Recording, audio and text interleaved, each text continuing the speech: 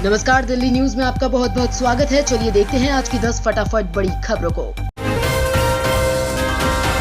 CM Arvind Kejriwal ने सराय काले Khan flyover का किया उद्घाटन। दिल्ली के मुख्यमंत्री अरविंद केजरीवाल ने रविवार को सराय काले खान के टी जंक्शन पर एक और फ्लाईओवर का उद्घाटन किया। इस दौरान अरविंद केजरीवाल ने कहा कि उन्होंने आश्रम अंडरपास बनाया और फिर उन्होंने आश्रम फ्लाईओवर का विस्तार बनाया। आजादी के बाद से दिल्ली में 102 फ्लाईओवर या अंडरपास बनाए गए हैं और पिछले 8 वर्षों में आम आदमी पार्टी द्वारा 30 फ्लाईओवर या अंडरपास बनाए गए हैं। केजरीवाल ने कहा कि उन्होंने निर्माण भी कराया, साथ ही पैसा भी बचाया। दिल्ली में जल्द लागू हो सकता है GREP 3, बढ़ सकती है पाबंदियों का दायरा। राजधानी दिल्ली अब हांफने लगी है। पोल्यूशन की मार से लोग बेहाल हैं। दिल्ली NCR की हवा दिनों दिन दमघोट होती जा रही है। रविवार को वायु गुणवत्ता सूचकांक 300 के ऊपर दर्ज किया गया। ये बहुत खराब श्रेणी में आता है। दिल्ली NCR में बढ़ते पोल्यूशन को देखते हुए पहले से ही ग्रैप 1 और ग्रैप 2 के नियम लागू कर दिए गए हैं। हवा की बिगड़ती सेहत के चलते सराय काले खान और रैपिड रेल निर्माण स्थल के पास एंटी स्मॉग गन का इस्तेमाल किया जा रहा है। ऐसे में ये आशंका है कि जल्द ही ग्रैप 3 के नियम भी लागू किए जा सकते हैं। अगर स्थिति ऐसी ही बिगड़ती रही तो लॉकडाउन भी लगाया जा सकता है। दिल्ली में झाग के बीच यमुना में छठ पूजा ना हो, इसके लिए जल बोर्ड ने बनाया प्लान।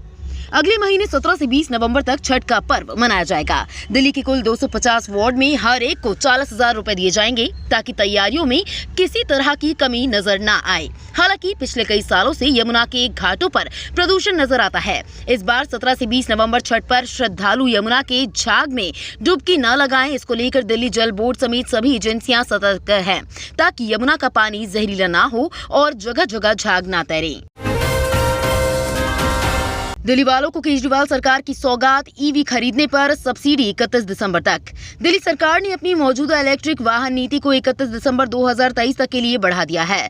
परिवहन मंत्री कैलाश गहलोत ने शनिवार को कहा कि मंत्रिमंडल ने मौजूदा नीति के विस्तार को मंजूरी दे दी है। सरकार के इस फैसले के बाद अब इलेक्ट्रिक वाहनों पर सब्सिडी का लाभ वाहन खरीदने वाले 31 दिसंबर तक उठा सकते हैं। इसके तहत सब्सिडी सहित सभी प्रोत्साहन जारी रहेंगे।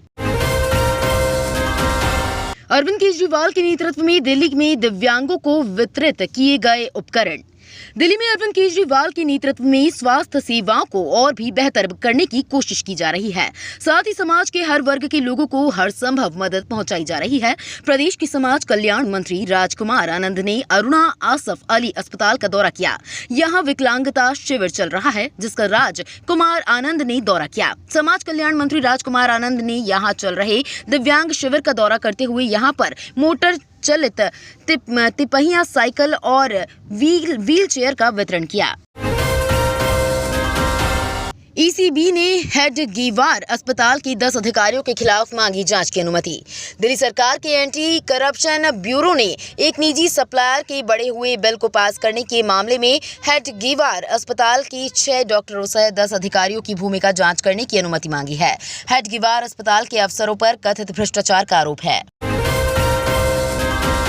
गूगल ने लॉन्च किया नया फीचर स्मैकर्स की शामत। गूगल ने यूजर्स को स्मैकर्स से बचाने के लिए अपने नए फीचर DG कवच का ऐलान किया है। हाल ही में गूगल फॉर इंडिया इवेंट में कंपनी ने इसका ऐलान किया है। इसका मकसद पैसों से जुड़े फ्रॉड्स को पहचानना और उससे निपटना है। इसके लिए गूगल ने fintech association for consumer empowerment के साथ पार्टनरशिप की है, जो देश में फ्रॉड्स के काम करने के तरीकों का पता लगाएगा और लोगों को इस बारे में बताएगा। इजरायल के युद्ध विमानों ने हमास के डिप्टी कमांडर मोहम्मद कटमश को कर दिया ढेर। इजरायल हमले में हमास का एक और प्रमुख कमांडर मार दिया गया है। इजरायल एयरफोर्स के दावा के अनुसार युद्धक विमानों ने हमास के डिप्टी कमांडर मोहम्मद कटमश को एक हवाई हमले में ढेर कर दिया है। ये आतंकी गाजा के सेंट्रल कैंप ब्रिगेड में आग और तोपखाने प्रबंधक का जिम्मा संभालता था, मगर IDF युद्धक विमानों ने हमास आतंकवादी संगठन के क्षेत्रीय तोपखाने सरणी के उप प्रमुख मोहम्मद कटमश को मार दिया है। इससे पहले हमास के दर्जन भर कमांडर और 1000 से अधिक आतंकी मारे जा चुके हैं। मल्लिकार्जुन खड़गे का PM मोदी को पत्र, नौकरशाही के राजनीतिकरण पर जताई चिंता। कांग्रेस अध्यक्ष मल्लिकार्जुन खड़गे ने रविवार को प्रधानमंत्री नरेंद्र मोदी को पत्र लिखकर आरोप लगाया कि अधिकारियों से पिछले 9 साल की उपलब्धियां बताने का सरकार का हालिया आदेश नौकरशाही का राजनीतिकरण है। उन्होंने अपने पत्र में 18 अक्टूबर को जारी सरकारी आदेश पर आपत्ति जताई है, जिसमें दावा किया गया था कि संयुक्त सचिव, निदेशक और उप सचिव रैंक के वरिष्ठ अधिकारियों को भारत सरकार की पिछले 9 वर्षों की उपलब्धियों को बताने के लिए रथ प्रभारियों के रूप में देश के सभी 765 जिलों में तैनात किया जाना है। सियाचिन में अग्निवीर की मौत पर आर्मी चीफ मनोज पांडे सहित कई जवानों ने दी श्रद्धांजलि। सियाचिन से एक बुरी खबर सामने आई है। यहां ड्यूटी के दौरान एक अग्निवीर की मौत हो गई है। सेना की लेह स्थित फायर एंड फ्यूरी कोर ने रविवार को ये जानकारी दी। सेना प्रमुख जनरल मनोज पांडे और बल के सभी रैंक के कर्मियों ने महाराष्ट्र के अग्निवीर गवते अक्षय लक्ष्म की मौत पर शोक व्यक्त किया। तो ये थी आज की बड़ी खबरें। डेली खबरों से अपडेट रहने के लिए चैनल को सब्सक्राइब करना बिल्कुल ना भूलें। धन्यवाद।